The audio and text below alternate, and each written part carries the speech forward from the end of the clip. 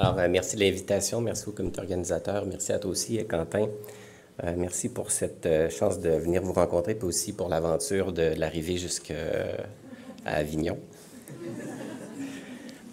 Quand j'ai commencé la réflexion sur cette présentation-là, je me suis posé des questions sur de quelle façon j'allais attaquer ce sujet-là. Il faut dire que, contrairement à la majorité des personnes qui sont venues vous voir, qui sont des grands experts dans les systèmes et l'organisation de la greffe, moi, j'en suis un participant un peu satellite. Les anesthésiologistes au Canada, ils participent au processus de greffe à 100% parce que ce sont toujours des anesthésiologistes qui sont là durant le moment du prélèvement et de la greffe. Donc, c'est mon expérience clinique du contact avec la greffe à l'hôpital Maisonneuve-Rosemont où je travaille, qui s'appelle maintenant le CIUS de l'Est de l'île de Montréal. On fait de la greffe de rein.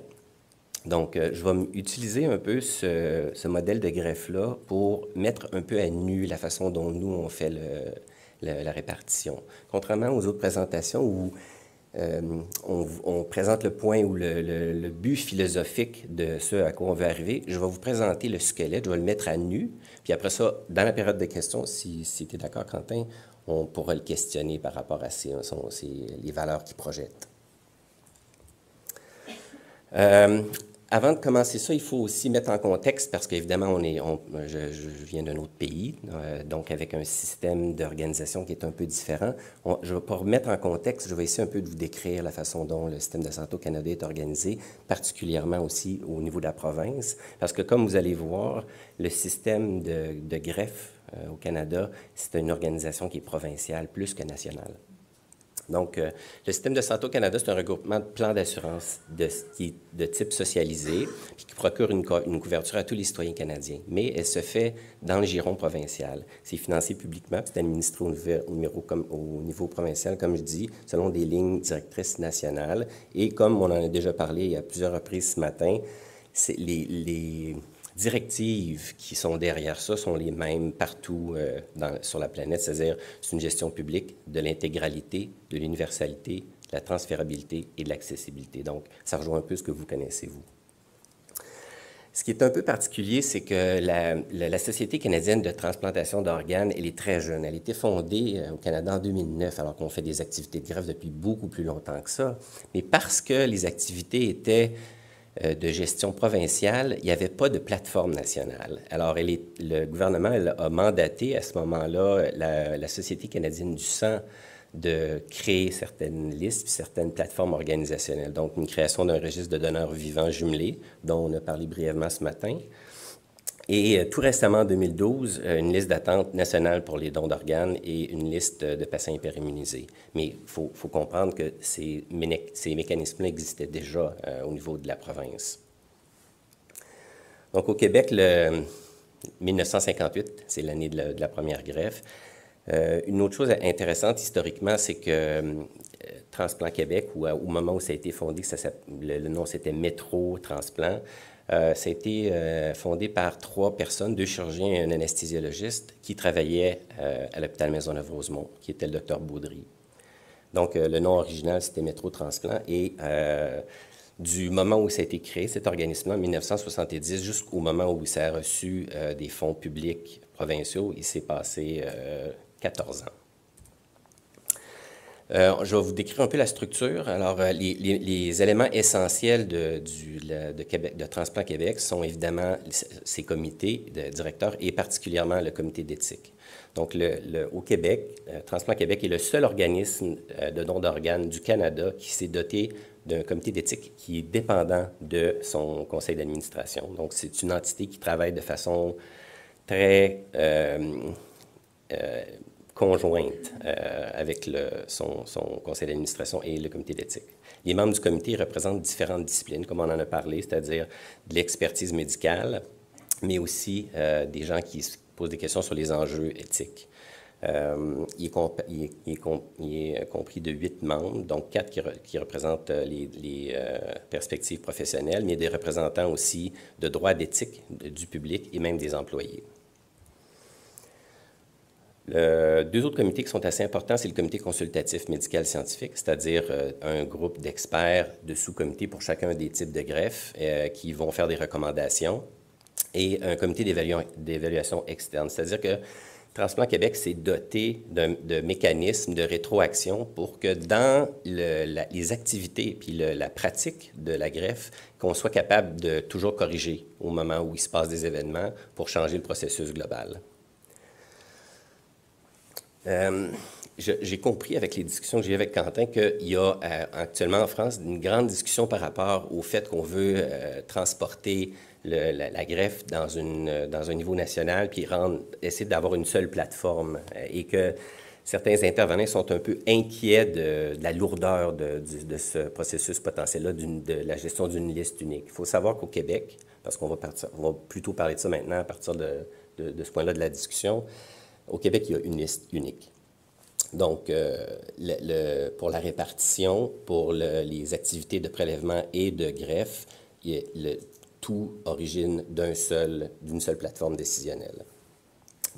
Au Québec, il y a 10 centres de transplantation, principalement dans les grandes villes, c'est-à-dire Montréal, Québec et Sherbrooke, et des sites préleveurs qui s'additionnent à ces trois villes-là à cause des contraintes géographiques.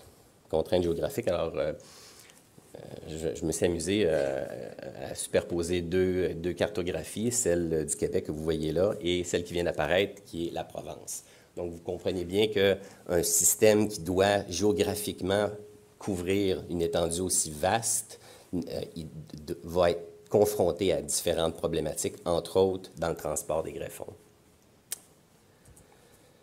Alors ça, c'est une cartographie des sites préleveurs. Comme vous voyez, évidemment, je pourrais essayer de vous raconter des histoires puis de dire qu'il se passe beaucoup de choses dans le nord de la province, proche du pôle Nord, mais en fait, les villes, la concentration des villes est plutôt dans la partie sud de la province. Et ça, ce sont les sites greffeurs. Donc, vous voyez que géographiquement, les greffons peuvent arriver de très, très loin au Québec, mais en règle générale, l'activité de prélèvement et de greffe se fait plutôt dans les régions urbaines, dans les grandes villes. Ça, c'est une cartographie des dons au Canada par million d'habitants. La prochaine diapositive va vous montrer comment ça se compare avec le reste du monde, mais je voulais vous montrer qu'il y a quand même des petites différences dans le Canada. Ce matin, on a abordé la question de la religion et de l'impact que ça avait sur les activités de greffe. Il y a autre chose qui joue dans ce processus-là, et on le voit très bien parce que, par exemple, le Québec est la province qui a les chiffres les plus élevés, mais on voit qu'il y a une différence marquée dans le centre du Canada, qui sont ce qu'on appelle, nous, les provinces de l'Ouest. Alors ça, c'est le comparatif du Québec par rapport au reste de la planète. Évidemment, on se sent toujours un petit peu mal à l'aise quand on regarde leurs statistiques, les statistiques des Espagnols, parce qu'ils semblent être de loin supérieurs, non seulement à la France et aux États-Unis, qui ont des très, très bons chiffres, mais comparé à certaines réalités canadiennes, c'est des fois décourageant. Il faut dire qu'il y a eu une demande ministérielle, gouvernementale, d'études de ces processus-là au niveau d'Espagne. Bon, on ne veut pas leur enlever leur mérite, mais on sait qu'il y a une partie de ce succès-là qui provient de la façon du calcul du nombre de donneurs potentiels qui finalement n'aboutissent pas à un processus de greffe. Donc, il faut quand même quand on voit des statistiques comme ça, il ne faut pas trop se décourager. Probablement que la marche n'est pas aussi haute que ça. En tout cas, c'est ce qu'on se dit nous autres au Québec pour ne pas être trop découragés. Ça, ce sont des statistiques qui se répètent. Vous avez vu les statistiques françaises. Vous voyez que les statistiques québécoises sont similaires, c'est-à-dire qu'on est en train de se diriger vers un écart. Et toutes les personnes qui sont préoccupées, qui sont impliquées dans les processus de greffe, voient la même chose au Québec ou au Canada.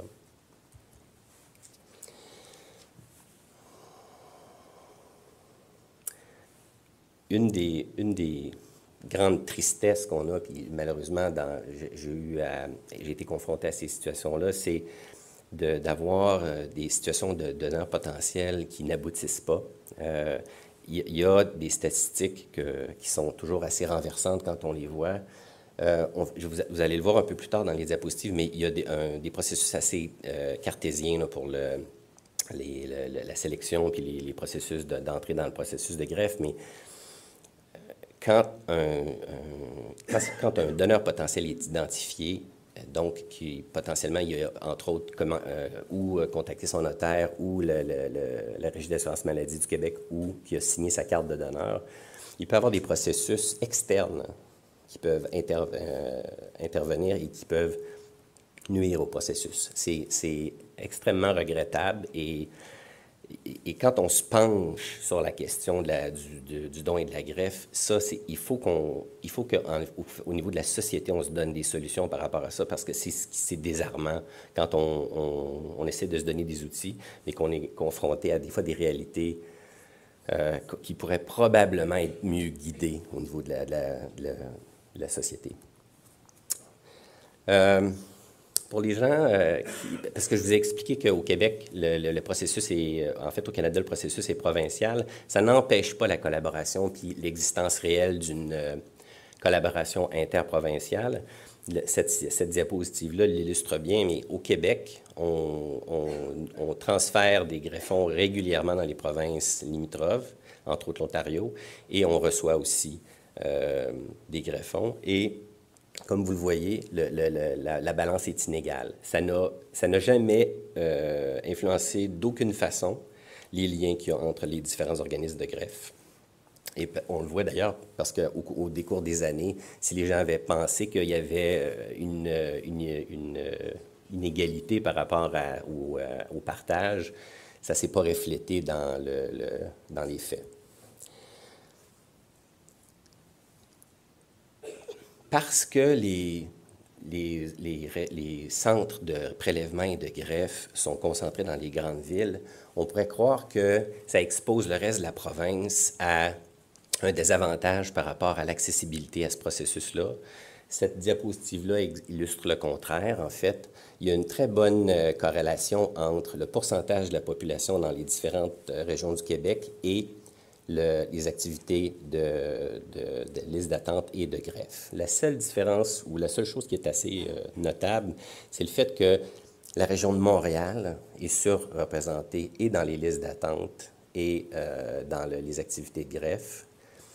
Il y a probablement une question d'offre et de demande significative par rapport à cette statistique-là. Mais grosso modo, ça ne nuit pas au partage de cette denrée rare-là au Québec, malgré les grandes distances. Là, c'est écrit plus petit. Alors, ça, c'est le processus de mise en registre des donneurs. Évidemment, il y a des critères de différents types, mais entre autres, les critères légaux. Au Québec, c'est 3 conditions préalables, c'est-à-dire il doit y avoir un consentement, un constat de décès, puis l'autorisation du coroner. Dans le consentement, comme je vous ai dit, il y a 3 façons d'y accéder.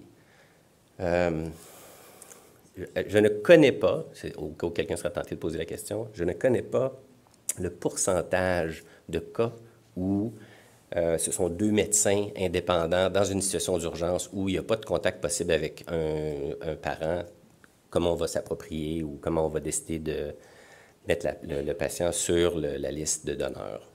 Mais c'est possible.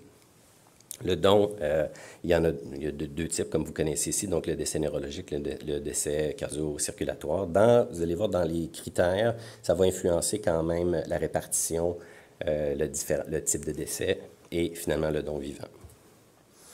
Quand vous allez voir les diapositives qui commencent avec les acronymes ATT-PON, quelque chose, ce sont des statistiques et des critères qui sont disponibles sur l'Internet, qui sont publiés par Transplant Québec. Ça, j'ai trouvé ça assez remarquable quand j'ai commencé à explorer un peu cette information-là, parce que c'est clairement un geste de transparence, parce que malgré que c'est sous l'onglet professionnel de la santé, n'importe qui peut y avoir accès. Donc, quelqu'un qui s'intéresse à ce processus-là ou qui voudrait le questionner pour une raison quelconque peut facilement avoir accès à l'organigramme complet décisionnel pour la greffe.